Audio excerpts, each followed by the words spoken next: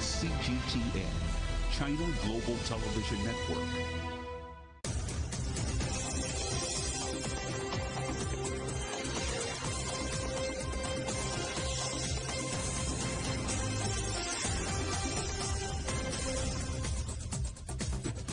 Hello, welcome to The World Today, live from CGTN in London. I'm Paul Barber with the headlines this hour. China's State Councillor welcomes European ministers to reaffirm partnerships at a critical time for China-Europe relations. The US prepares to sanction Belarus over the forced diversion of a passenger plane, but some opposition groups say it's too little, too late. Hundreds gather in central London to protest against vaccinations and vaccine passports.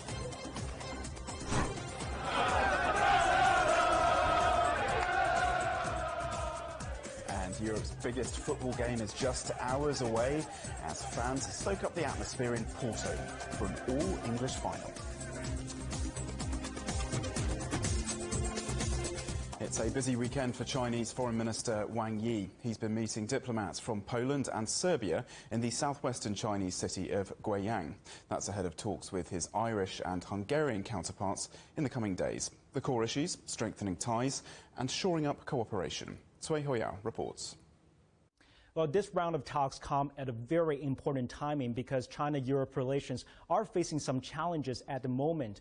For instance, the ratification process has been put on hold by the European Parliament on the Comprehensive Agreement on Investment, which is a very landmark deal agreed in principle last December. Meanwhile, Lithuania last week backed out of the 17+1 cooperation framework between China and Europe. So it is under this backdrop that Wang Yi, China's foreign minister, is courting 4 top diplomats from Europe here in Guiyang. And at today's meeting, Wang said Poland is the first European country he has hosted as foreign minister in China this year, which shows how much China values its friendship with Poland. We know last week when Lithuania was backing out of China's 17+1 bloc, it called it a divisive factor in the EU. But today, Wang Yi said this mechanism has nothing to do with geopolitics, but instead can inject a new impetus to China-Europe cooperation. For instance, he said these new emerging economies in Eastern Europe, what they need is funding, basic infrastructure investment, and more exports to China. So this mechanism serves both interests and exists for a reason. Now, analysts I talked to say China hosting these meetings is to solidify its friendships in Europe. Later in the afternoon, Wang Yi met his Serbian counterpart, and they together met the press. We know China-Serbia relations had a strong boost amid the pandemic. Selakovic, the foreign minister, thanked China's support to Serbia, specifically that his country has bought 4 million vaccines from China and had 200,000 doses donated to the Serbian army. He also said production of Sinopharm vaccines is currently taking place in Serbia, which is very significant for his country. And on that note, Wang Yi also expressed his gratitude for Serbian support during the pandemic. Now, after a very packed schedule today, tomorrow Wang Yi is going to have a relatively relaxed schedule. He's going to meet his Irish counterpart, Simone Coveney, in the afternoon. CGTN, Guiyang. The Serbian foreign minister's visit to China comes as his country seeks to recover from the economic impact of the pandemic. China's signature cooperation project, the Belt and Road Initiative, is expected to play a key role in that. CGTN spoke with Nicholas Selakovic in Guiyang. The first phase of this project, we believe, is going to be completed till the end of this year. That first phase is going to connect Belgrade, the Serbian capital, with the second biggest city of Serbia, Novi Sad, but also to continue constructing the second phase, the next phase, which is going to connect us with our Hungarian neighbors. It is not just about Serbia and Hungary. It is about connectivity of all Southeastern Europe with Central Europe. Such a historical development initiative, which is gathering many nations, many countries, in one huge project, showing that all the world can make a joint success through such kind of multilateral cooperation. In other news, the US is drawing up sanctions against Belarus after the country's military forced a passenger plane to divert last weekend. A journalist and his Russian girlfriend were taken off the plane and arrested, prompting strong international condemnation. Daria Bondarchuk is live in Moscow now. So, Daria, what exactly are these US sanctions against Belarus? Well, the White House says that it will introduce sanctions against Belarus over an incident that it called a direct affront of international norms. It said that it will reimpose sanctions on Minsk to hold it responsible for its actions. It will target personally certain individuals that are linked to the Alexander Lukashenko regime. Also, we could see sanctions coming as of June 3rd against 9 state-owned Belarusian enterprises, including companies in the oil producing and exporting sector, as well as chemicals producers and fiber optics. Also, we know that the State Department has recommended US citizens not to travel to Belarus, and its aviation agency has advised commercial flights to exercise extreme caution when considering passing through Belarusian airspace. These sanctions mirror and are similar and come on top of what already the European Union has introduced.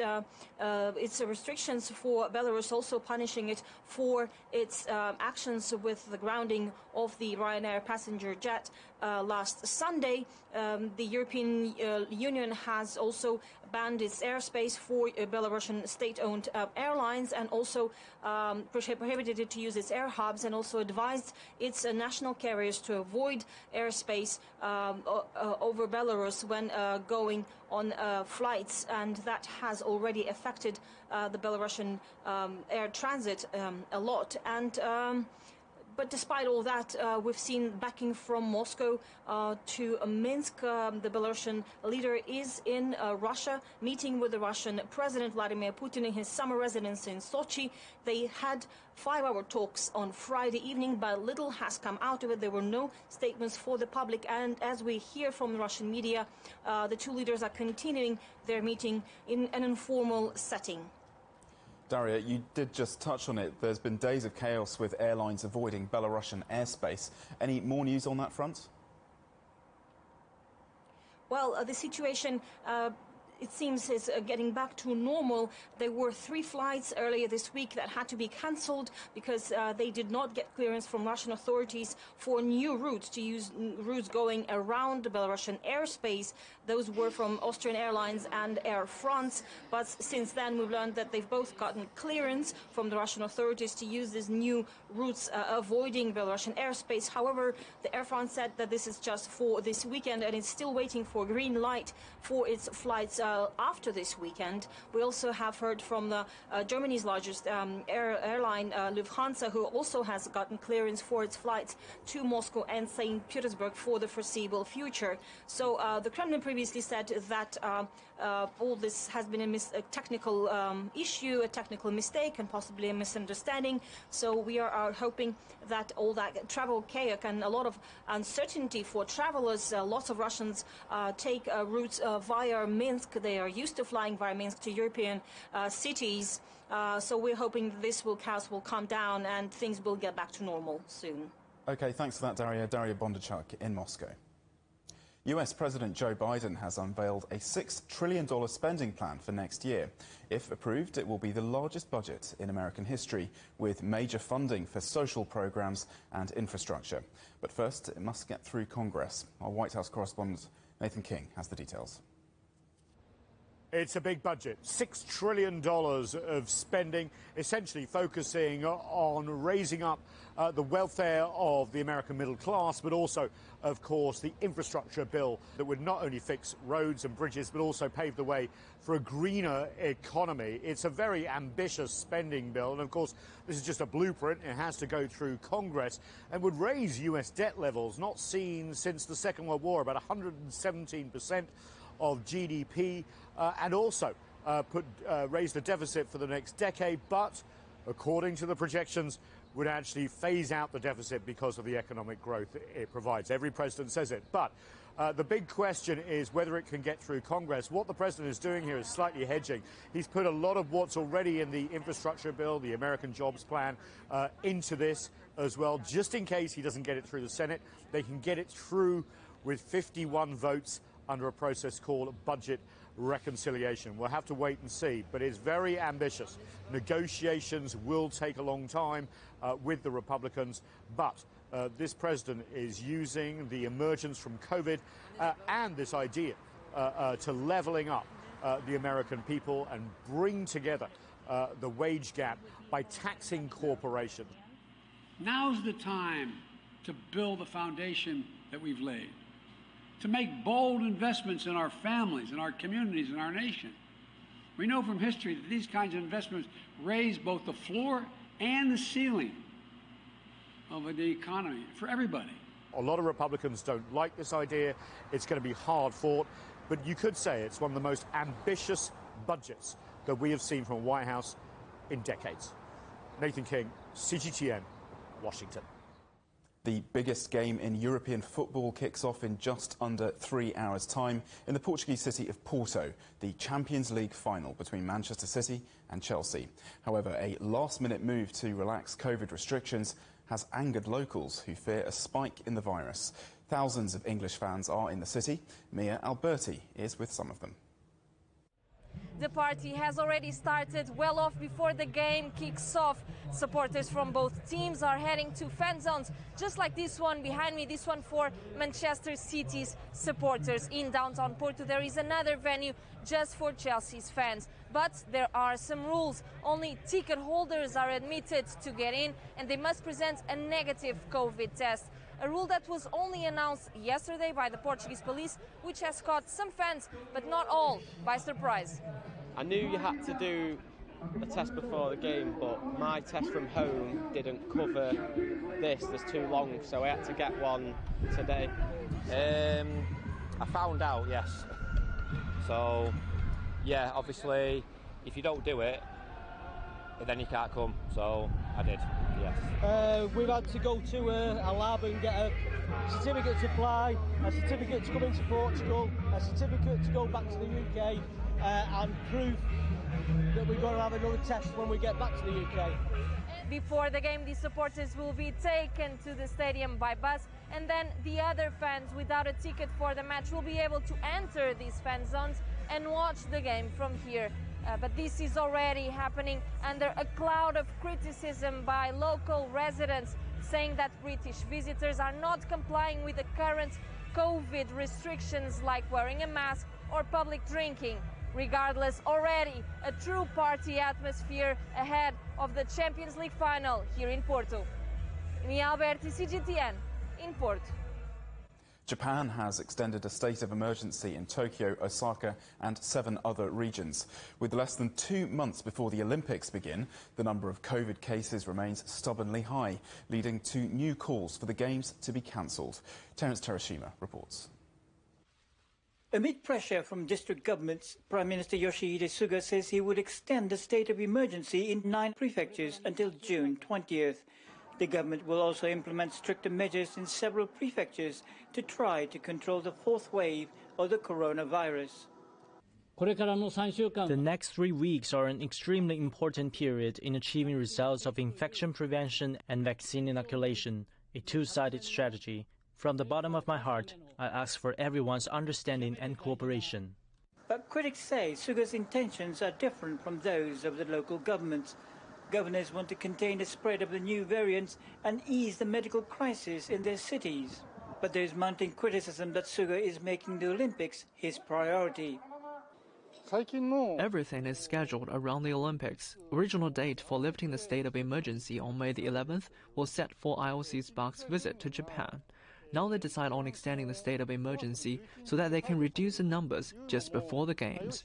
Everything is revolving around the Olympics. An online petition calling for the cancellation of the Tokyo Olympics has received over 400,000 signatures since the beginning of May. Doctors and even the Asahi Shimbun newspaper, an official Tokyo Olympics sponsor, called for the Games to be cancelled. In order to win the battle against the coronavirus, we need to stop the movement of people, and that is why we are calling for the Tokyo Games to be cancelled. About 78,000 people are expected to enter Japan from abroad, including athletes, coaches and staffs.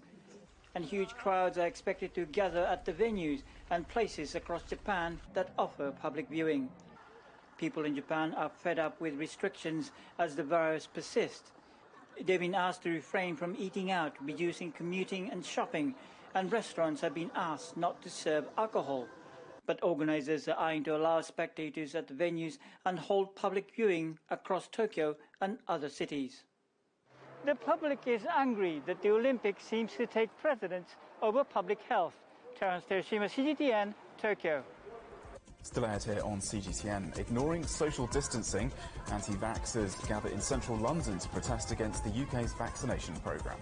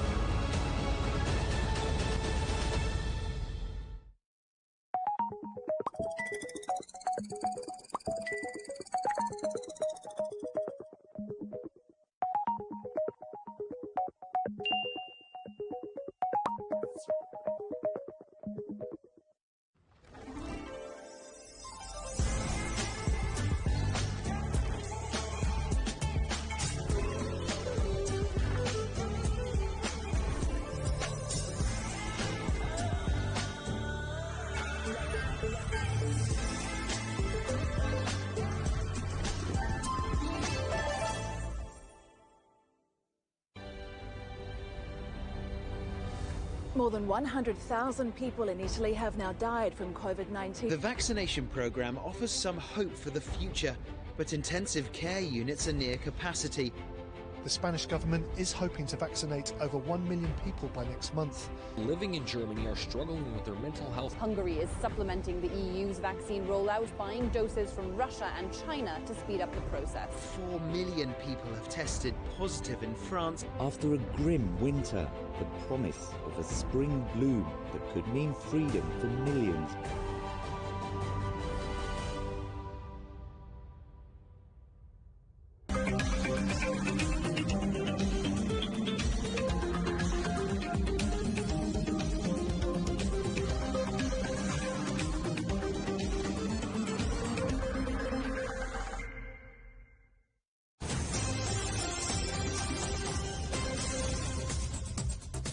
Hello, welcome back. A reminder of our top stories.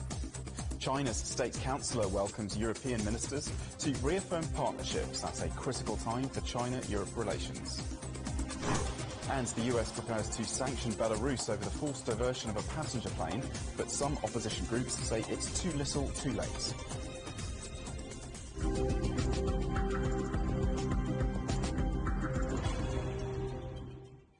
The Vietnamese government says it has detected a new variant of COVID-19. The country's health minister says it's a combination of variants first discovered in India and the UK. Officials say the new variant is very contagious and extremely dangerous. Vietnam is experiencing a surge in new infections despite containing the disease for most of last year. Meanwhile, India has reported its lowest rise of new infections in more than 40 days. The country recorded more than 170,000 new cases on Saturday. That's a fall of more than 50% from earlier this month. The death toll for the country has now passed more than 320,000. Around 3% of India's population has been fully vaccinated. Hundreds of people have defied a rule on mass gatherings to protest against the UK's vaccination programme. Demonstrating in central London, the crowd rallied against government restrictions, as well as the idea of vaccine passports. For more, Andrew Wilson joins us live. Andrew, more than a year after this was declared a pandemic, and still people don't believe the risks are real? Yeah, I mean, there was an awful big mix of people on the streets of London today, Paul. It wouldn't be fair to describe it just as conspiracy addicts and all the rest of it. There were all sorts of different voices taken to the streets, and I think, you know, nothing more than the weather would explain some of that. It's the first day of sunshine we've had in the UK for about 6 or 7 weeks, so it's a nice day to take a walk through the city anyway. But the people were gathered there. There were very few placards, very few organised signage, which suggests that there was no real political drive behind this, no real organisational or ideological drive behind this, just a different gathering of people with various agendas that they wanted to bring to the streets, which is democracy at its healthiest in many ways. It's a chance for the public to get out and show that they're also engaged with concerns, worried about the lockdown, worried about the vaccine programme. And if you were to look through the crowd, although there was a complete cross-section of UK society there, and many people had come in from outside of the capital to join these marches, it's fair to say that the majority of people on the streets today were from the younger generation. Now, the vaccine rollout is just starting to touch against that generation. 30 years old and above are now being invited in to have their vaccine. So this is now where they're starting to feel the impression, if not the pressure, of the vaccine rollout. And some of those, of course, resent that, because the younger generation are the ones who are least fearful of COVID-19 as a disease. That fewer of them end up in hospital, fewer of them feel any symptoms a lot of the times when they catch it, and so they feel that the whole lockdown has put pressure on them without giving them freedom that they could have otherwise enjoyed. And I think that was the thrust of today's protest. Now, with that, there were all sorts of conspiracy theorists, and social media was alive this afternoon throughout this march with messages about how the mainstream media can't be believed and the government are lying and the NHS are purveyors of poison and tyranny. Another one said vaxxers will all, people who've been vaccinated will get Alzheimer's in 2 years' time. They referred to masks as nappies, and a lot of the people carrying megaphones were shouting, "Take your mask off, take your mask off." None of the marchers had masks on. So it's this demonstration, this release of pressure, if you like, amongst a certain generation within London and with visitors from the outside against the restrictions that they've been felt. Now, all this plays rather worryingly into where the government finds itself at the moment. We've got this deadline of 21st of June that, wisely or unwisely, and possibly the latter, the government has put down in the sand as a marker for people to look forward to, for restrictions being totally lifted. And with the result that with the growth of the variant first discovered in India, there are concerns now amongst the scientific community that it's going to be reckless, if not even dangerous, to release all the restrictions that early, by 21st of June. A lot of people have been vaccinated so far. About 70% of the adult population have had their first jab, but only about 45% have had both jabs. Now, the only other example of a country to look at this stage is Israel, which lifted most of its lockdown regulations once the 70% of the population had had both jabs. That's still some way to go as far as the UK is concerned. That debate still goes on. That directly affects those people who've been marching on the streets of London today, the younger generation. Andrew Wilson, thank you very much indeed. And a brief look now at some other news from around the world. And President Emmanuel Macron says France will invest in vaccine manufacturing in Africa to boost local production. Speaking on an official visit to South Africa, Macron said France was working with African nations on a goal to vaccinate 40% of the continent's population by the end of the year. France plans to send 30 million jabs to the continent, part of more than 100 million promised by the EU. In the Democratic Republic of Congo, tens of thousands of people who've fled their homes over warnings of a second volcanic eruption are struggling to find food and water. At least 31 people died when Mount Nyiragongo sent lava spreading towards the city of Goma last Saturday. UNICEF is warning of a catastrophe and says 400,000 people need support or protection. Mali's Constitutional Court has named Colonel Assimi Goïta as the country's interim president following a military coup this week. Colonel Goïta led a previous coup last August. He claims the country's transition to civilian rule was under threat. Riots have broken out across parts of Colombia. Police clashed with protesters after the country's president announced the deployment of troops to Cali. The city has been the epicenter of anti-government demonstrations, which have claimed dozens of lives over the past month. 4 people died on Friday night. And a mass grave containing the remains of 215 children, some as young as 3 years old, has been found in Canada. They were students at the Kamloops Indian Residential School in British Columbia, which closed in 1978. It was set up to assimilate Indigenous people. Prime Minister Justin Trudeau described the finding as heartbreaking, calling it a painful reminder of a shameful chapter in the country's history. Now, a Hungarian biochemist has earned international recognition for her work pioneering vaccine development. Research by Katalin Kariko formed the basis of the Pfizer and Moderna jabs and is now being used to create other vaccines. Penelope Liersch went to meet her. Katalin Kariko is a champion of the pandemic. Her work helping make the Pfizer and Moderna COVID vaccines a reality, celebrated in the city where her career began. I am very excited that this vaccine is so powerful and helpful. And of course, not my work, many other colleagues' work went into it, because otherwise I wouldn't be able to bear that responsibility to be saving the world. It took decades for Dr. Kariko's research to be recognised, helping create medicines that teach the body to make a protein that will trigger an immune response. Now it's the basis of vaccines fighting the pandemic worldwide. There's talk of a Nobel Prize, but Dr. Kariko believes the recognition should go to those on the front lines. A year ago, when there were no vaccine, and they went to work and they did their job, risking their own life. Those people are the heroes. I went to the lab always. I had fun. I never risked my life. So I enjoyed, and I don't take that, anyway, I am a hero. Hero or not, her story of turning lost jobs into new opportunities after being forced to leave Hungary to find work in the US have provided plenty of inspiration for young biology students. I think many of us would like to be researchers. It's a great motivation for us to have met such a famous researcher. It was very meaningful. There's been many challenges for Dr. Kariko since she first earned her PhD here in Zagreb, but she hopes her story will encourage others to never give up. You have to always have in mind that other people will follow your research, and then it will be, in one day, it will be helping others. Dr. Kariko's work is already helping to create vaccines for other viruses like Ebola and Zika. She's continuing her research in Germany, research that brings her joy each day. Have to have fun and enjoy it, because otherwise it's not worth it and you will never be good at. Penelope Liersch, CGTN, Zagreb. In a moment, my colleague Stephen Cole will be here with the agenda. He'll be looking at the gender gap, as a new report suggests COVID has pushed parity between men and women back by a whole generation. That's Gender on the Agenda with Stephen Cole right after the World Today at 16:30 GMT here on CGTN. Finally, China has successfully launched the first cargo mission to the core module of its new space station. The Tianzhou 2 spacecraft will head into low Earth orbit before docking with the module, which itself was only launched last month. It's delivering propellant and supplies there to support future human missions.